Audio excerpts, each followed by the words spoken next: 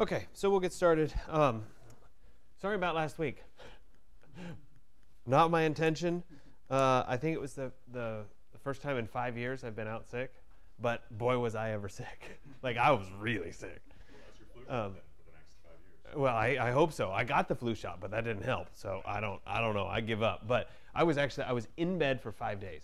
So, and I was like, on Monday I canceled class and I was like, oh yeah, I'm gonna get better. No big deal. I'll be back on Wednesday. And then Monday night, like, my fever spiked up to like 102.5 or whatever, and it was like, oh, forget it. So anyway, no. And I was like, my wife is like, you need to stay in the bedroom, and I'm gonna close the door and like seal it because I don't want anybody else in the family getting it. So anyway. So you guys got your grade printouts. I apologize that they're late, but obviously the last week didn't happen like I thought it was going to. So I like to walk through this a little bit. Those of you that have been in one of my classes before, you're used to seeing these grade sheets. It's exactly the same as 136. But I like to try to walk through for those of you that haven't seen it just yet so that you have a better sense of actually what's going on these things. Gotta love it when things don't work. It's going to be one of those days. So big important thing is right up here. That's your grade in the class. Yours is the lower one, so it should see you'll see your name instead of the blurred version. You'll see your name, you'll see your percentage, and you'll see what grade you have in the class. If you're passing the class, it should be green, so that's a good sign. You want to see green. I've given these grade sheets so often that I've gotten to the point where it's like I try to make it as boilerproof, perfect as possible. So if you see orange or you see red, those are bad things. If you see green, life is pretty good. So that's the big thing that's important for you guys to be looking for. A couple other things. As we look at the top, I'll have how many days of class you've missed. If you notified me or not, that'll show up there. So if you sent me an email saying you were going to be gone or whatever, you get some credit back for being gone because you notified me in advance. And then it'll also show you if you've been late at all. So if I have you marked as late, that'll show up there. As we move down a little bit, obviously you have your big current grade here. This bar here goes across with your assignments. You should see a bunch of zeros because grades haven't been done for 102 and 103, which you're going to turn in this week. So you'll have 2 more grades in there pretty soon, but those zeros make sense. It's not a big deal. So the orange is kind of like, it's not too big. But you do have your first grade back, and it's right there. The bar on top is the class average. So your grades are always on the bottom. Above it is the class average. So in this case, this student got a 90%. This is from a bunch of semesters ago, so I couldn't tell you exactly who it was or when it was. But this student got a 90% on assignment 101. The class average for assignment 101 was 80%. So it gives you some bracket of what the class average was. This box right over here is your comments. This is how many comments you've made versus how many I think you should have. So in this example, and again, this is from a previous semester, so I can't tell you that it's the same. So don't quote me on what these numbers are. But in this particular scenario, the total comments that I'm looking for are 16, and the person's done 6, so that's a 34%. Your comments are probably different. You should have 25 comments. If you're behind on comments, not a big deal. They don't apply till the end of the semester. You just have some catching up to do. If you get really far behind, like you need to do 40 or 50 comments on the last couple days of the semester, it's not going to happen. You'll prioritize something else different. So do them now, and then it won't be so bad. So if you stay current on it, it's no big deal. Next thing down here, these are your exercises that run across that bar. Sorry. Those are your exercises. What comment I'm missing, because I thought I did. It's a total cumulative comment.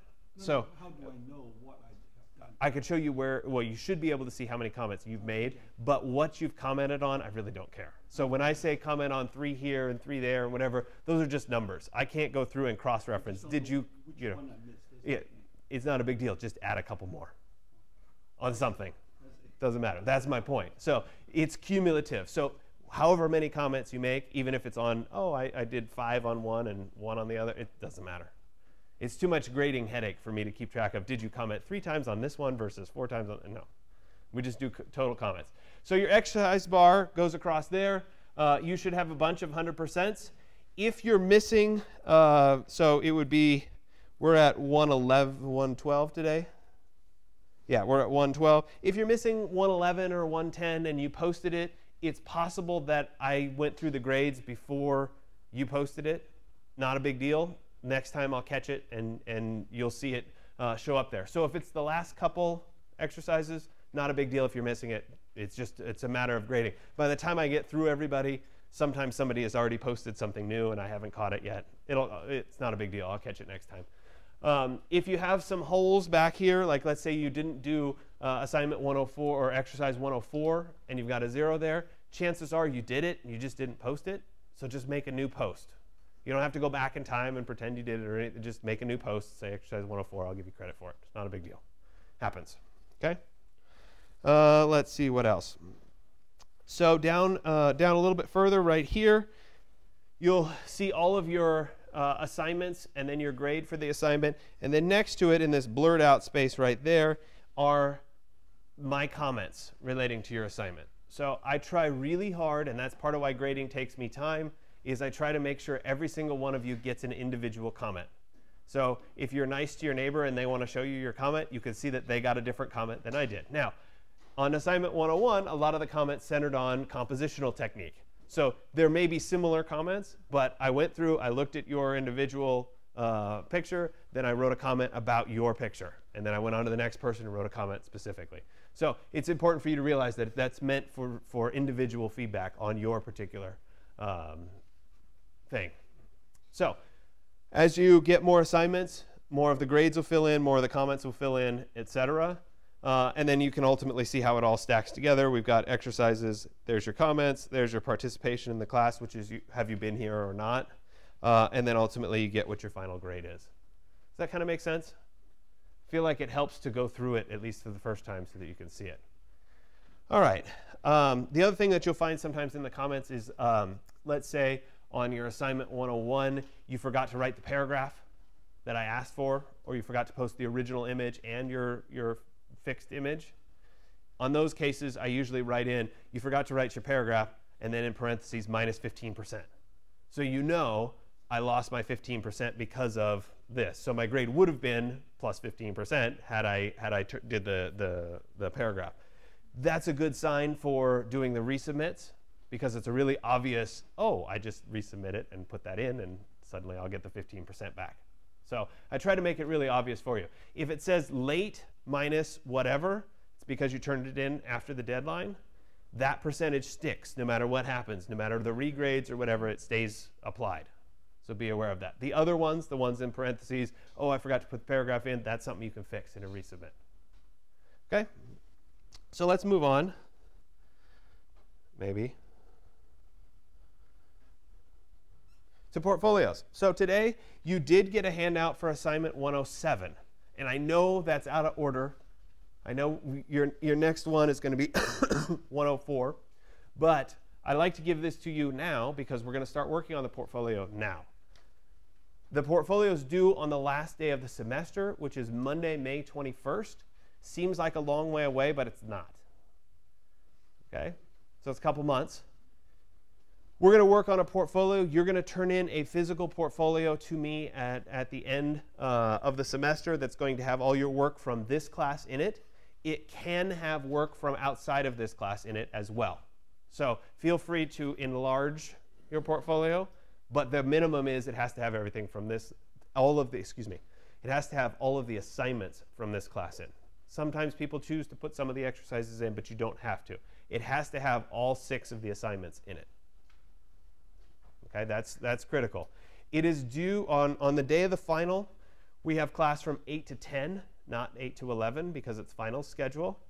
It is due by 9:30 on that day. If you try to print it that morning at FedEx, it's not going to work. I promise you. So you have to do that in a little bit in advance. It's not meant for it to be particularly stressful that day. There's no big final exam. There's nothing like that happening. Basically, you come in, you turn in your portfolio. I give you a survey about what you like about the class. I have donuts in the back. Like, it's a nice, chill day. Okay, so that's the idea. But that's going to happen that Monday. We do not have class the Wednesday of that week, the 23rd. So I choose, because this class spans both finals times, technically I could have a final on either day. I always push it to the first day so it's over with, so you guys don't have to stress about everything else when you're working on your projects and your final exams and studying. So it's over, done, we're good. So that's on the 21st. If you turn any and all work has to have been turned in by 10 o'clock that day. So class is officially over at 10 a.m. on the 21st. So that means your comments are done, your resubmits are done, your portfolio's turned in. If you turned it in at 10:01, it doesn't count. Okay, so it has to be, that's like the official end of class. Okay, so we'll talk a lot more about portfolio as we're going along. Today's kind of your introduction to portfolio, and so I'll spend time talking about what goes into portfolio, etc. We'll do our first InDesign layout. That's a multiple page layout, kind of creating the book that is the portfolio, and you'll get started on it. It's not something that you should forget about until a week before the final. You should kind of have this in the back of your head. You should kind of still be working on it. We will weave a few more days of working on the portfolio into the semester. So as we're going along, we'll be working in Illustrator, and then suddenly I'll throw another portfolio day at you. So it's not meant for you to forget about it, but to keep working on it to make a good portfolio. Good portfolios absolutely take time to develop. It's just the nature of it. So what is a portfolio? In a design field like this, portfolios are absolutely critical to defining who you are as a designer. When you're going to apply for a job, sure, your future employer is going to look at your resume and say, you know, did you go to school? Did you graduate? Do you have a degree? Those kinds of things. What work experience did you have? Whatever. But the other thing that they're going to ask for is, let me see your portfolio. Because no matter how much you've ticked off boxes, or you have a GPA of this or whatever, it doesn't speak to who you are as a designer. And they may have a certain style, they may have a certain way of working, and they want to see, does your way of working match up with their way of working? Are your design ideas similar to their design ideas? Are you going to fit in? When you move on to Berkeley or Cal Poly, frequently you're going to go into a studio, let's say 100A, your first studio ever. Sorry, there's going to be a lot of coughing on my end today. It's just the way it is. You're going to walk into 100A, and they're going to say, let me see your portfolio. And your portfolio is going to help determine which subgroup or which section you're going to be in 100A. Those things are absolutely critical. So you need to tell the story of you. And I think this is something that a lot of portfolios tend to err on. And that is that they emphasize, here's all the skills that I have. Look at how good I am at Photoshop. Look at how good I am at AutoCAD. I can do all these drawings. I can work in Revit. Is that telling the story of who you are a designer? Or is that telling you the story of, yeah, this person's competent? So if you were going to apply for a job in that case, you might get a job as a draftsperson because you're really good at AutoCAD. It's great. Perfect. This guy's great at AutoCAD. Well, I'll sign him up, and I'll pay him low, and we'll stick him in that AutoCAD job. And he's going to be doing door and window schedules forever because he's good at AutoCAD. As opposed to presenting yourself as a designer, in which case the person who's evaluating you says, I think this guy would be a good addition to the team. It seems like he has some good ideas, and then we could sit together and we could talk about things. And I'm not hiring him as a draftsperson. Obviously, you're going to do plenty of door and window schedules at that level anyway. But I want to bring this person into the design fold. We need to be able to talk to him. He has good ideas. That's different. So tell the story of who you are, not these are the software programs that I'm good at. What makes you unique and different? So that's the other thing that's important about a portfolio. Each and every one of you does something that's peripherally related to design that makes you different than everybody else. You're a painter, you're a sculptor, you are a photographer, you're, I don't know, something that makes you a little bit different. I was a volunteer firefighter at that point. It was different. So what is it that makes you you, and how does that weave into your portfolio as well? Firefighting, I never could figure out how to put that into portfolio. It never worked. But my point is that each one of you has something that makes you different. So is there a way that you can weave that particular piece of you into your portfolio work as well? Have yourself an introductory page. So when you first open that portfolio, what do we want to see? We need some kind of a list of, here's the projects, here's what's going to be in the portfolio, so that we have some idea of what's to come. So you need that introductory page. It should identify you as the designer. It should say who you are. It should say these are the projects in your portfolio. And you may have additional information about yourself. And I'll show you a bunch of different examples of how this works out. But when I say additional information about yourself, sometimes people include resume information here too. And it can work nicely in a portfolio, especially if it's a blind submission. Here's my portfolio, and I'm just handing it to somebody. I'm not in the interview. I can't talk about anything. Here's my portfolio. Having that piece of information can be very, very useful. And it may be the kind of thing where you put it in as an option. You either include it or you don't include it. Keeping your portfolio current. Ideally speaking, your portfolio should have projects that you've done in the last 3 to 5 years. You as students shouldn't have a problem with this because you're constantly doing new projects. When you're out in practice, projects take time. So on the project that I'm building right now, it took me 3 years to get through Planning Commission. Well, that project's already 3 years old, and I don't even have any finished photos of it. So in another year or two, when I'm done building the project, am I going to put it in my portfolio? Yeah, absolutely. But it's going to be a little on the older side at that point because stuff takes time. For you guys as students, no problem. You should be able to have current new projects in there all the time. The portfolio is a living document. It needs to be updated currently or at least semesterly, because chances are each time you do a project in a new semester, you become more mature as a designer. There's a good chance that that project is a little bit better than the one you did before. And sometimes you have that project that is just the standout project that you have to keep including, but it moves its way further and further into the back of the portfolio. So let's imagine you guys, you go through 121. A lot of you are in 121 right now. You have a Mondrian Museum, you have a Calder Museum. Great, those two go in your portfolio. They belong in your portfolio. Then you move on next semester and you do 220. Well, now you have a new theater project. Well, chances are that's a little bit better, a little bit higher level design. That needs to go in your portfolio, and the Mondrian Museum and the Calder Museum kind of move down the stack. Then you move on to Berkeley and you go in 100A and you do a project for 100A. Maybe you do 2 projects for 100A. Well, those now are kind of at the top. And you see how this starts to trickle down. So we want to keep it current. Ideally speaking, your portfolio framework, the design of your portfolio, the graphic design of your portfolio, can accommodate all of these projects as you go forward. Know the purpose of each project in your portfolio. And I think this dovetails really nicely with the idea of not showing off, I'm really good at rendering, and that's it. Or I'm really good at AutoCAD. It has to do with how am I showing myself as a designer.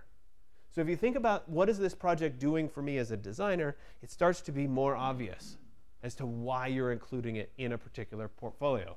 If you're really good at 3D rendering, for example, and I'm going to show you one of Alex Holgraff's portfolios in a little bit, he's really good at 3D rendering, really good.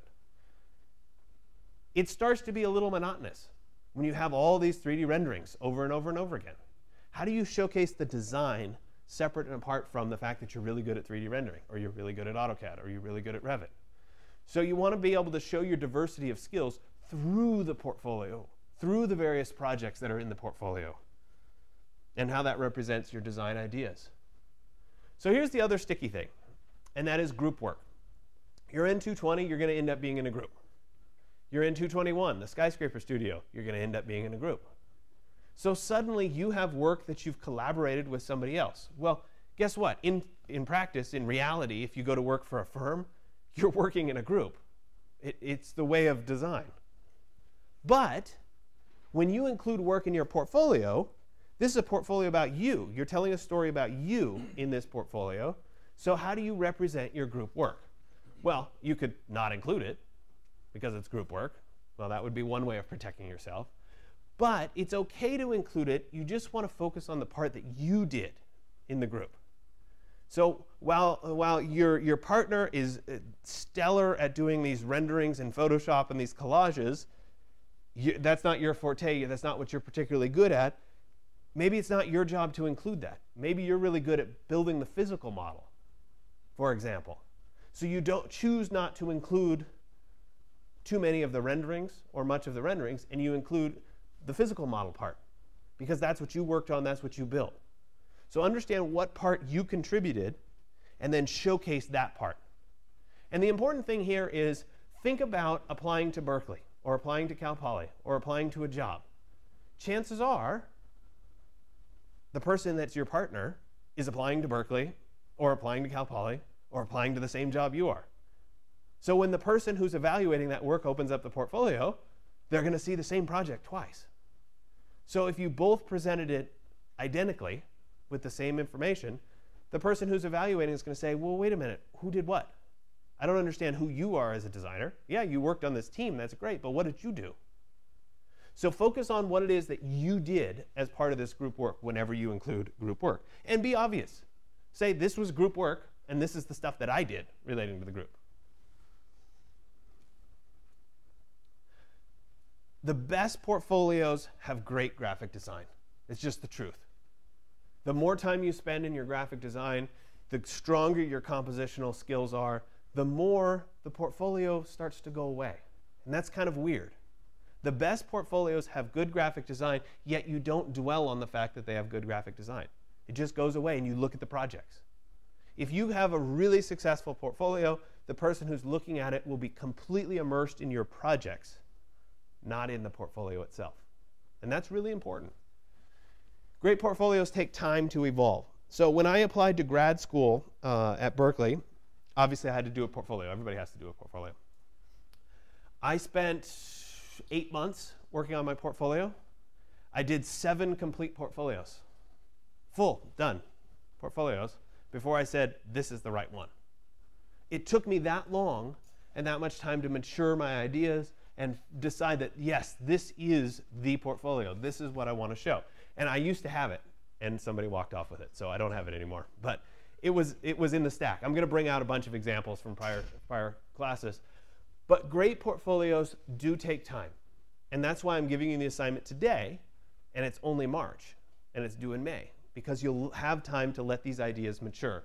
Trust your intuition. Is it working or is it not working?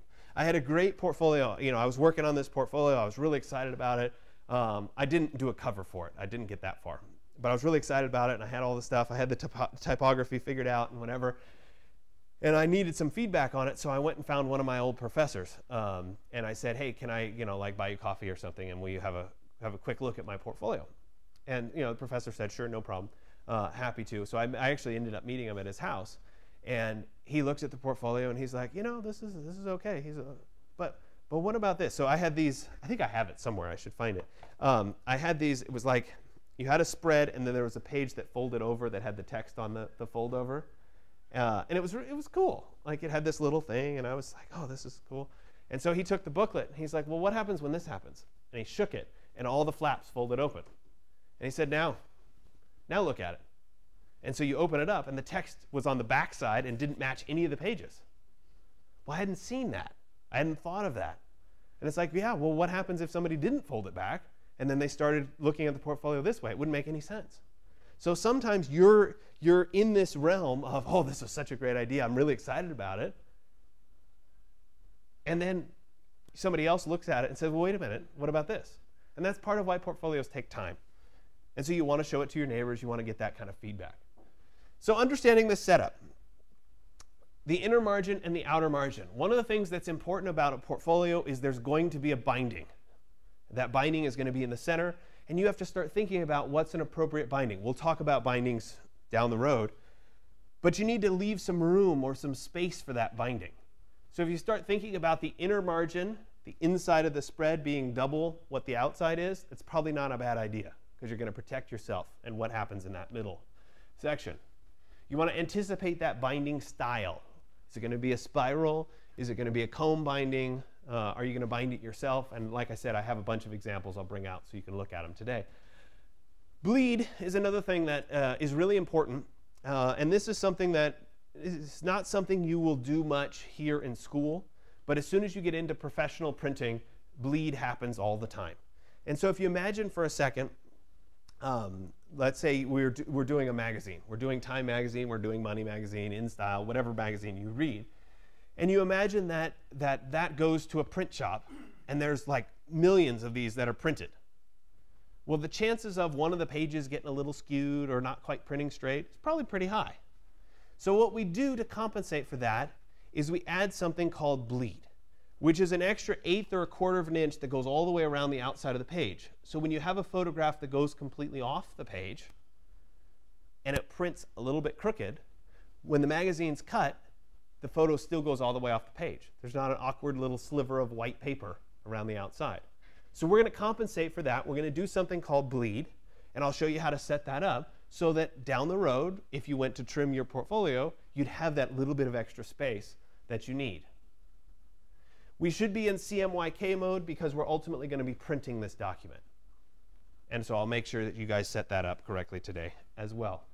So here's an example of a portfolio. This is more in book format.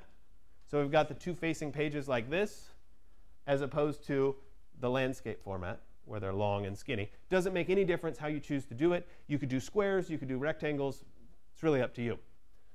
Outside margin is half of the inside margin. Here we've got a 1/2 inch on the inside, we've got a 1/4 of an inch on the outside.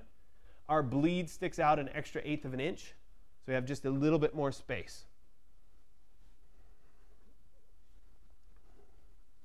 So let's look at a few examples. I told you I'd pull up Alex Holgraph's portfolio. This is not his current portfolio. This is from, I think it's version 1 or 2 ago from where he is right now. This is a spread. The spine goes in the center, and this cover folds around. So the left side and the right side basically fold together. And so you're going to see Folio Volume 3 on the cover. There it is. And we'll talk at length about covers too. Covers are really hard. So everything that I'm showing you is assuming that there's a fold right there in the middle. So here's that first page. Remember I said your page should have that introduction. It should have that table of contents. It should show what your projects are. So there's the projects that are going to be included in the portfolio. He's listing it as contents. You could say projects. You could say whatever. Like I said, this is a little out of date. It's 2014. And he has 4 projects that are going to be included in this particular portfolio. We've got a visitor square, a 9 square cube, a couple other things. He has a couple little graphics that represent the particular projects. It's his way of organizing the work, and I'll show you how that follows through a little bit later on. On the left side here, on the facing page, he has information about himself. Remember I said you might want to include that information? In this case, he has his website, he has copyright Alex Holgraph, and he's got some filler text that doesn't have anything in it just yet. So this is his first page. As you open that portfolio, this is the first thing that you see. It's that introduction page. Then we move on to one of his projects. So again, we've got that dividing line in the center. These come together. As we look at this, and we start to analyze it, we have a division that's happening right here. We've got maybe 3/4 of the page is image, and we've got another 1/4 of the page is text. So we've got one column, and we've got the other half, the other spread, plus half of one is an image. We have his little iconic logo about what the project is in the upper corner, and we have a good typographic setup. We have the big title, and we have some small text. And again, this is filler text, so it's not really about the project. Let's move on and take a look at the next page. So we've got a very similar setup here. This time, we have our column interval right there that's dividing the page. We have the same little icons in the upper corners that are grounding us as to what's happening on this particular set of pages. On the right, we have 4 columns. On the left, we basically have 3 columns, big image. So unlike the last page where we had the image that was the spread plus half the page, this time we have the smaller big image, text, and then another page. Different project, but notice the similarity of the little graphics in the upper corners there to identify this is this particular project. So it's part of his organizational strategy. So as you're looking through, you say, oh, this is that particular project. So we still have a strong division about halfway through the page right there. Even though the image spans across, we still have that column interval happening there. And we've got our 3/4 and 1/4 layout. So he's using that same framework over and over again. Let me point out one thing between these two pages. Pay attention to the height of this little bar, that gray bar. When we move on to the next page, the gray bar has moved up to the top, there and there, but the height is the same. It also comes over to the same point. So he flipped it, so it went from the bottom to the top, it went from the left to the right, or from the right to the left, I guess. So those kinds of consistencies are important. It's not just an arbitrary gray box. It's consistently proportioned page after page. To me, this is a little bit too yellow. There's too much. It's hard to read exactly what's happening. It gets a little bit muddled. But you get the idea, certainly, as part of it. Another example here, 3-column, 3-column.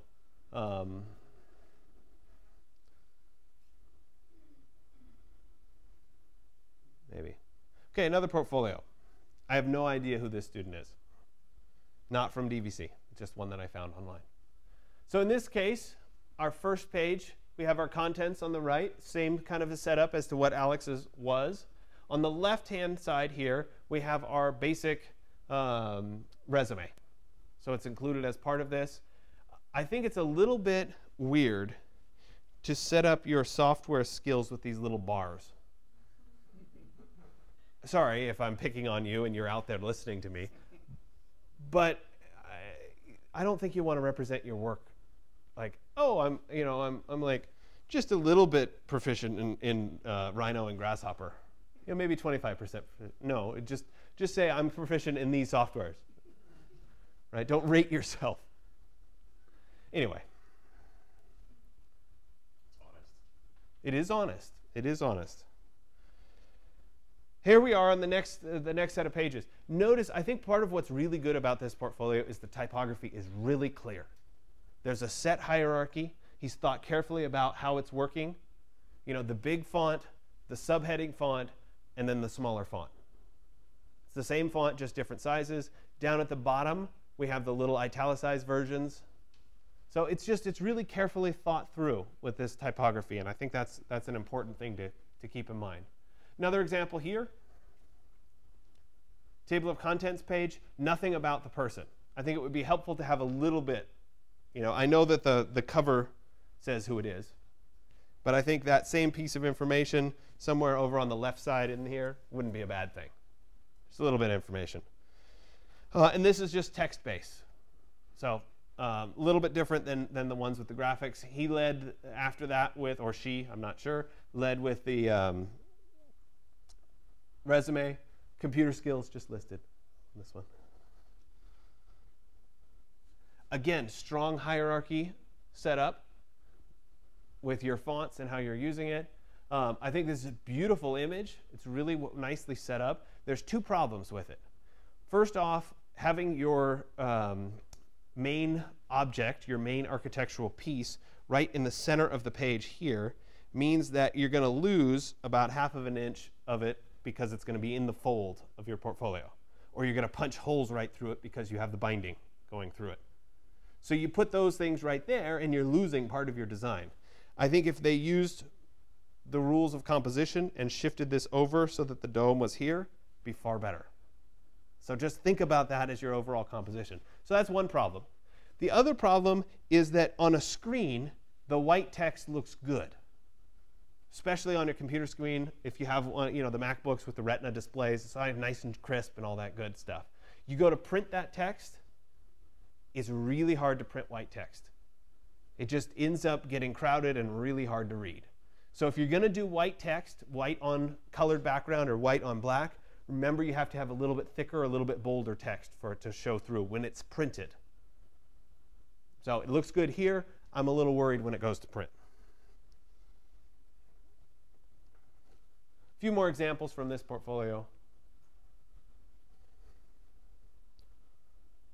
Nice series of work. Multiple columns, using that repetition of columns. So I wanted to show you guys one. This is Bashir's portfolio. Bashir went through DVC, moved on, and he's now working in Prague, and he's actually teaching Revit in Prague. So, life moves on. Anyway, I wanted to show you this example. It was a very, very well done portfolio when he finished it, but it shows all of the same work that you guys have right now in it. And so here we are in that first index page, table of contents page, talks about his projects. Then we move on into his introductory page about himself. So he was really into sketching, so he had to show those sketches and kind of some of his initial inspirations. Then he moved into the Mondrian Museum, which is a project you guys are all doing. He had his initial sketches first to open and introduce the project, and then he moved into some more developed drawings and or photographs of models and how those pieces started to work together. So these are the same kinds of projects that you're working on. And you can see how he chose to lay them out and work with them. Then he moves into the Calder Museum. So he's, again, carefully considered his typography. It's consistent page to page. His layout is relatively consistent page to page with the 3/4 of the page or 2/3 with an image, 1/3 without. Another example here, same kind of a basic setup with the rendered view. Another set here with his sections and his plan drawings. This, by the way, was group work. He talks about we did this and we did that. That's important. But he's showing the things that he did relating to the group work. He spent a lot of the time with the actual electronics, the fabrications and stuff. So he was focusing on this part. And then we move into some of his renderings, etc. I'm not giving you his whole portfolio, but I'm showing you bits and pieces of it as you go through. So a lot of this was based on an article, the 10 Essential Tips for your portfolio. Alex Holgraf, his website is Visualizing Architecture. If you've never looked at it, I highly encourage you to do that. He was trained in architecture and has chosen to make his career in architectural visualization. So firms hire him to do the visuals because he's really good at visuals. So he does the big splash image on the fronts of pages, and firms hire him to do that. So if you haven't ever visited his website, I encourage you to do it. It's a good way of getting inspiration for how to do things in Photoshop and that sort of thing. Okay? So I'm going to switch over. We'll give it a 10-minute break, 12-minute break. We'll come back at 9. And I'm going to walk you through multiple pages in InDesign and kind of how we're going to set that up and page numbers and that sort of thing. During the break, I'll run into my office and I'll get the stack of previous portfolios to bring out so that you guys can look through them and get some ideas as we go forward. Are there any questions about the portfolio? Yeah.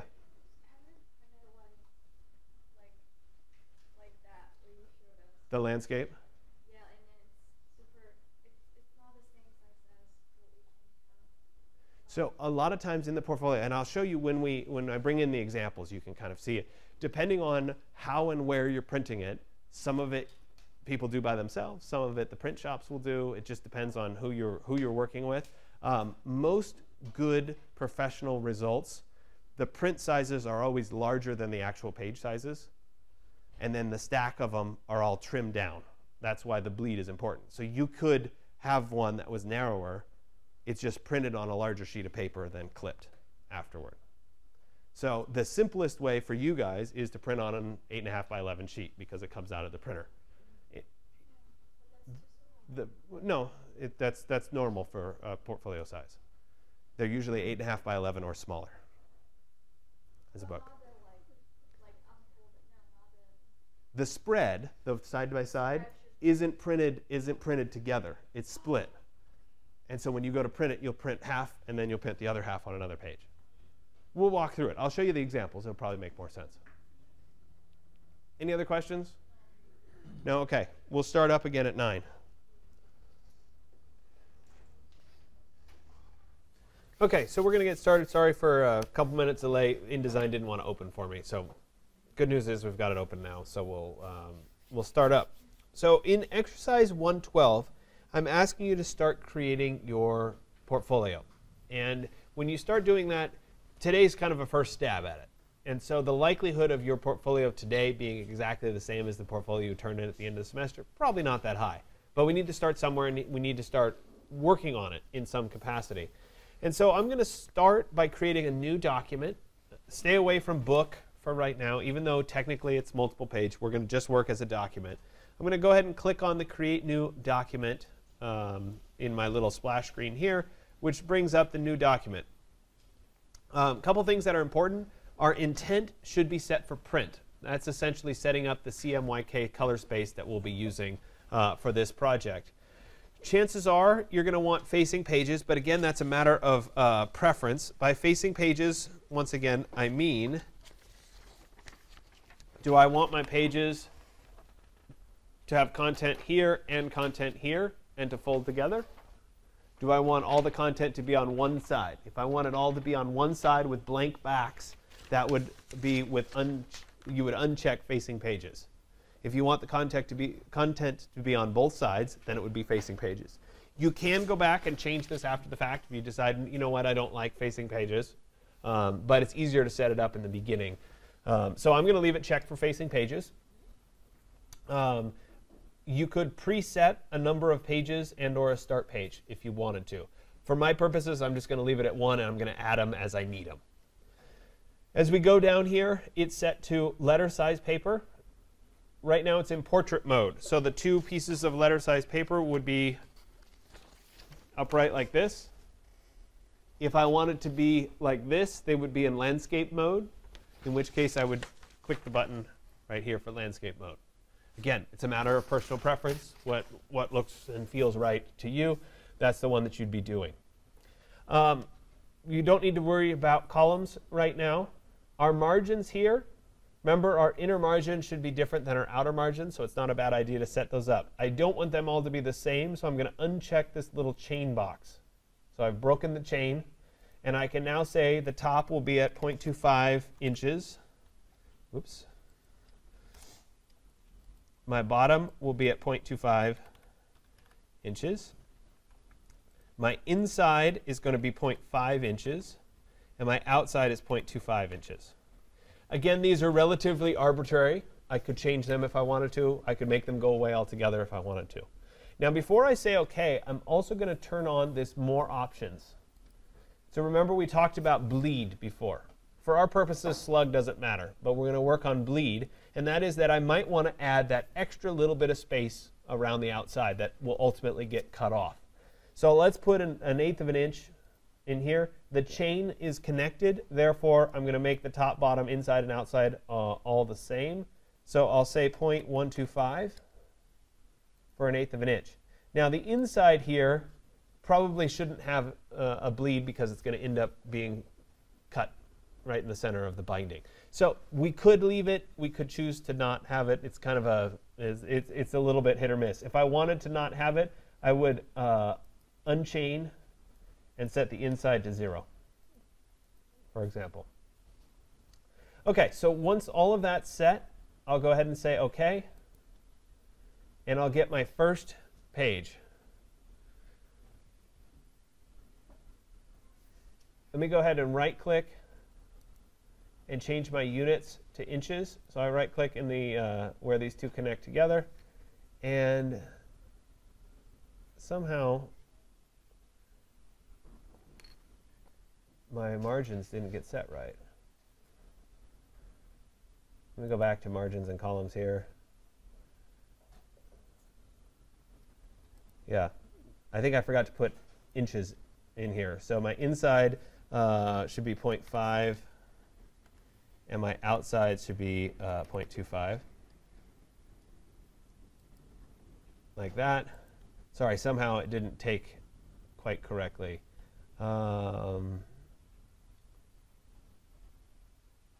Let me go into document setup. I need to change my bleed, which again didn't get set right. 0.02, yeah.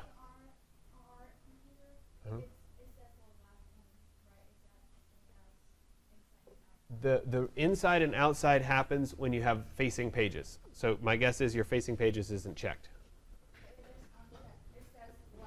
So if it's not facing pages, then you have a left and a right. If it's facing pages, you have an inside and an outside, because they're mirrors of each other. If you don't want us to do facing pages. No, you could do facing pages. It's a matter of choice. I was just explaining that you can either choose to have it or not have it. I'm doing it with facing pages. So a lot of people in portfolios tend to use facing pages. Frequently in portfolios, like let's say you are applying to Berkeley or you're applying to Cal Poly or whatever, they will give you you're allowed to have 6 pieces of paper in your portfolio, or 6 pages in your portfolio. So if you do backs and fronts, you get 12 pages because you've got backs and fronts. It's still 6 individual pieces of paper. Does that make sense? So if you do backs and fronts or you do facing pages, you get more space. So typically, it's always facing pages. But again, it's a matter of personal preference. So I apologize that my bleed didn't get set right.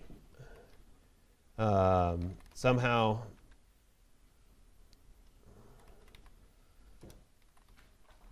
my translation to inches went off. Okay, let's see there. There we go. That's what it should look like.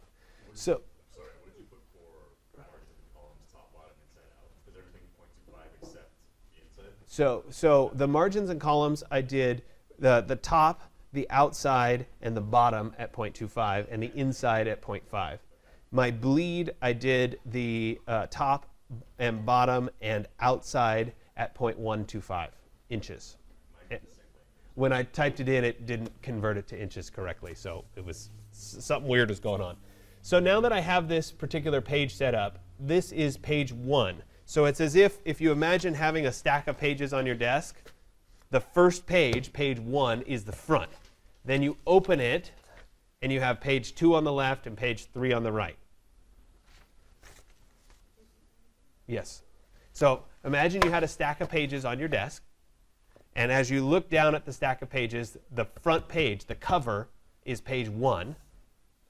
Then when you open it, your left page is going to be page 2. Your right page is going to be page 3 as you start to go forward into the book. So what I'm looking at here is essentially the cover, or the first page on the inside of the portfolio. I should probably grab a couple portfolios. Hold on a second. The bleed, if it wasn't set right, it's under File, Document Setup.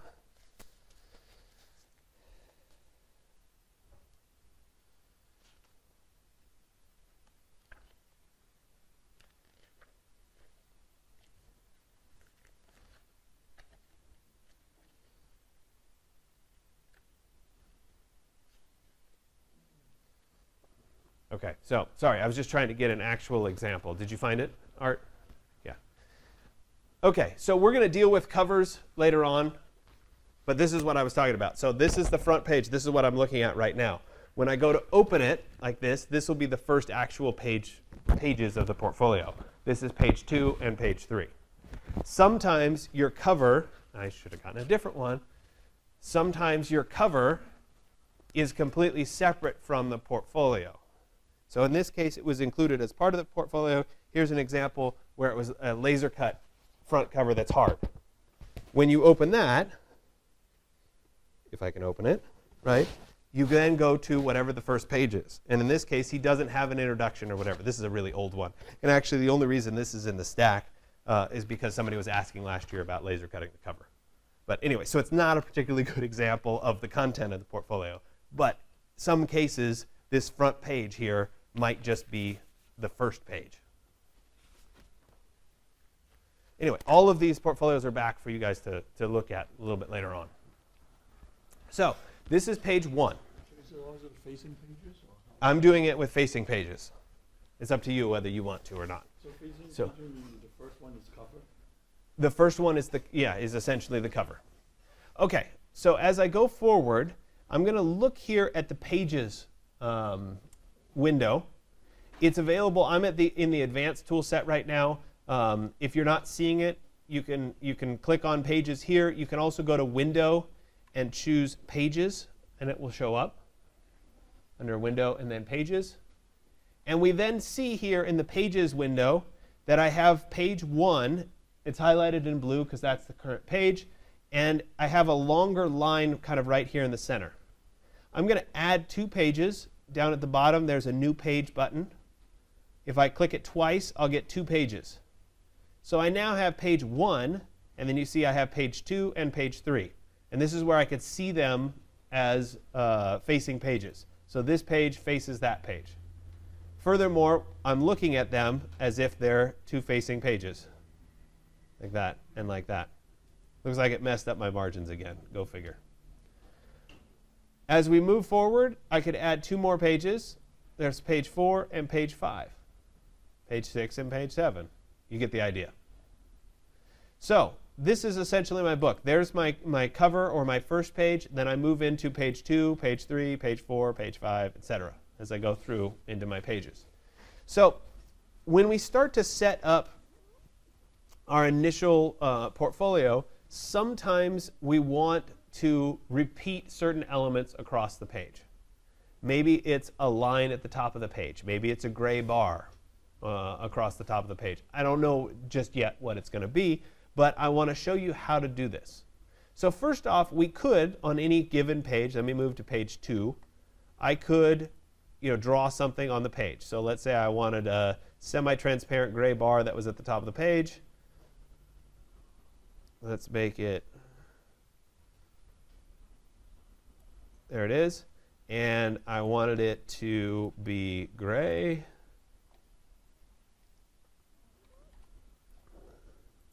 For example, something like that. This is just on page 2. If I wanted that to appear on page 3 and or page 4, I'd be taking this object and I'd have to copy it, and then let me edit, copy, go to page 4, edit, paste, and there it would show up. That's a little bit too much work because it's some object that I'm going to repeat over and over again. So instead, there's something called a master that's available to us in InDesign. And what a master's job is things that are going to be repeated page after page after page belong on a master. And that master can then be applied to multiple different pages as we go forward. So that gray bar that I was doing, that could very easily go on a master. So let me go up to my master. So right now I have just a set called A master. That's the first letter master. I can create another master called B master, C master, D master, etc. as we go forward. I'm going to work with the A master. I'm going to double click up here on the A master. Now I'm in the A master. Now I'll put that gray bar that I wanted at the top of the page. So let's put that gray bar across the top.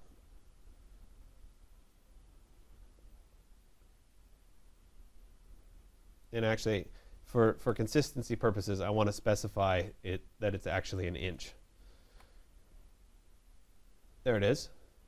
And I wanted it not to be black, but I wanted it to be 50% gray. There it is. And just because I'm doing a gray bar doesn't mean you have to do a gray bar. I don't even know why I'm doing a gray bar right now. I'm just showing you an example. So there it is. And I'll say, OK. Let's say that I wanted that to be somewhat transparent. I could go into my effects, and I could go into my opacity on that particular object, and I say, you know what, I want that opacity to be, I don't know, 50%. There it is. Then I will put it right here so that it's lined up correctly.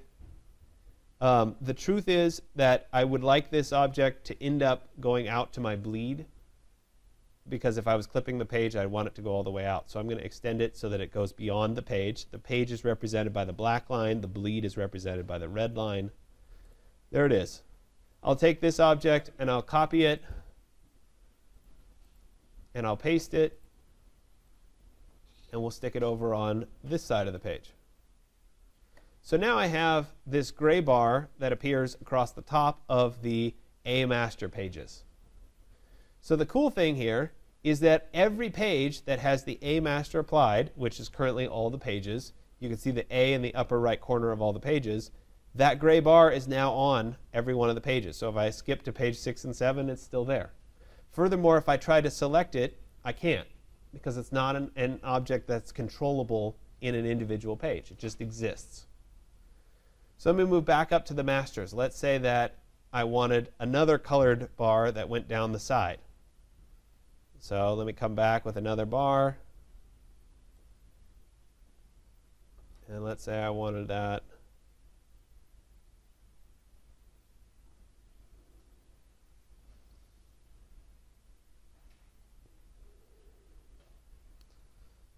and we'll flip it, and I want this one to be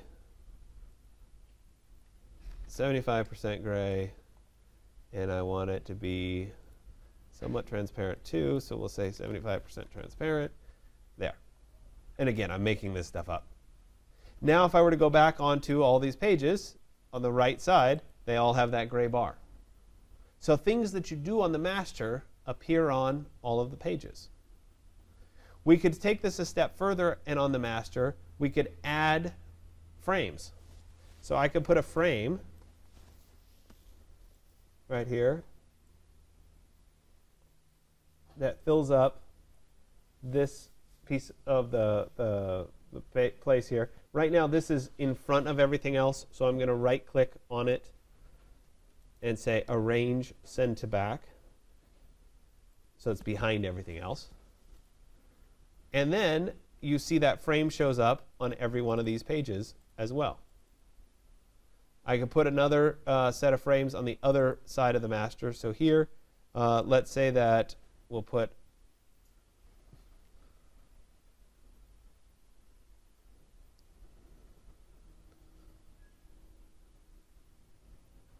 there and there. I want to have a little bit of space between those two pieces. So let me add, I'll use my Align tools, and I'll add,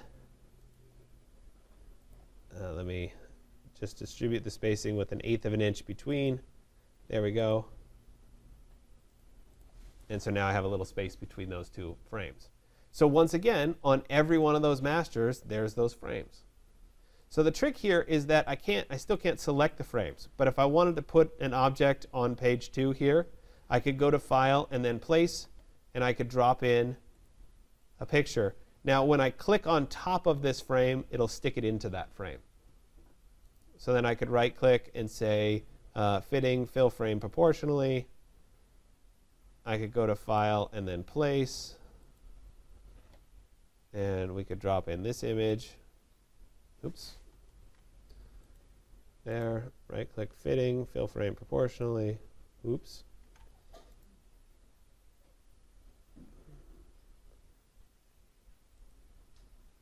Or whatever. So that bar should go away because that was my initial example. So there's those images. Once I've placed them, I can start to edit them and change them. I could say, you know what, I don't want them underneath that gray bar, so we'll have them come down to there. I don't know. Okay, we could start doing that layout. But on page 4 and 5, I could place different images. So here I could go to File and then Place, and I could say, oh, you know what, in this one I wanted this image. And it could go there, right-click Fitting, Fill Frame Proportionally, and now that's in that place. So I can use those frames as a guide over and over again, which can be advantageous. Now maybe this first page here, I don't want to have these gray bars. I want something different on the first page. I can create a second master. So right now I have the A master. I can go through, and if I'm up in the masters here, I could create a new master. So I'll go to the new masters. It's called the B master. So things that are on the B master will now apply. So maybe on the B master instead, I'm going to do a line that goes across. Let's make that one a little bit thicker here. So maybe it just has a line that goes across. I'm making things up as I go. I don't know that these are necessarily going to look good. Now, this first object here currently has the A master applied. If I right-click on page 1 and say Apply Master to Pages, and I choose instead of the A master, I choose the B master, I'll now get that page with the black line on it. I could come down to pages 4 and 5 here. I could right-click on them and say Apply Master to Pages, and I could switch that to be the B master. I could say, OK, and now that has the line on the pages. So what you do on the master will automatically apply to all of the pages. So one of the things that we can do on a master is we could put in page numbers if we wanted to. So let me go ahead and show you how to do that. So I'll come in here, and I want to put a page number right here. I can use the text tool. I can create a text box. We'll justify to the right. Here we go. And we probably need a different font. I'll do Arial. Yeah, I am on the master. Yes. I'm on the B master. And then if I put like a page number, let's say 3 in here, okay, that's fine, except that all the pages that have, so if I went to page 5, 4, and 5, for example, it would still show 3. So that doesn't work. So instead, on the master, so I've moved back into the master, instead of putting just a number in here, I could instead put in, if I go to type, I can go to insert special character, markers, current page number. And when I do that, it's going to say B, because this is currently the B master. However, if I come down here to page 1, the number is going to change to page 1. If I come down here to page 5, the number is going to change to page 5. If I applied the B master to 6 and 7,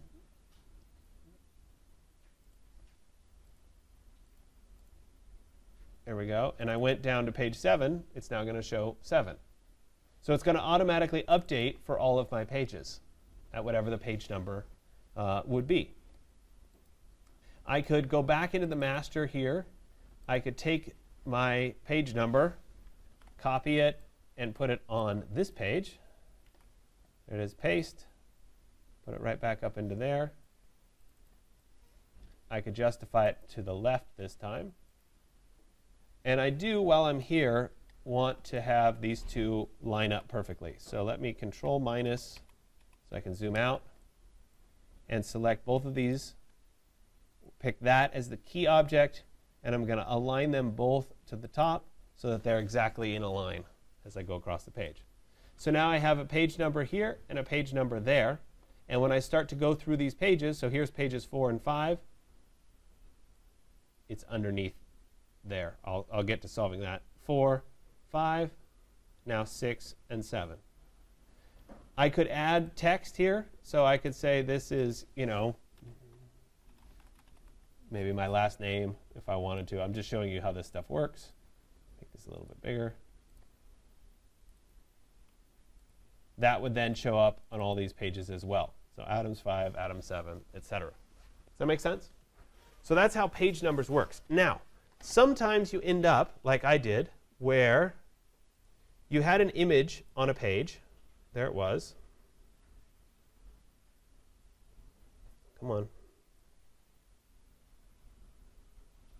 And that image covered up the page number. So that's a problem. That has to do with the order of objects. And so if you're going to do page numbers, I want to introduce the concept of layers to you as well. So here I am on the masters. Let me press Control 0 so we can see this a little bit bigger. There it is. I'm on the masters. If I look at my layers now, I have just one layer. It's layer 1. And thus far in InDesign, we've done everything with just one layer. It's not a bad idea to have another layer. And I'll click on the New Layer tab. And I'll rename this layer. Instead of layer 2, I'll rename it to be Masters. So that objects that are on my Masters layer will be on, objects that are on my Masters page will be on my Masters layer.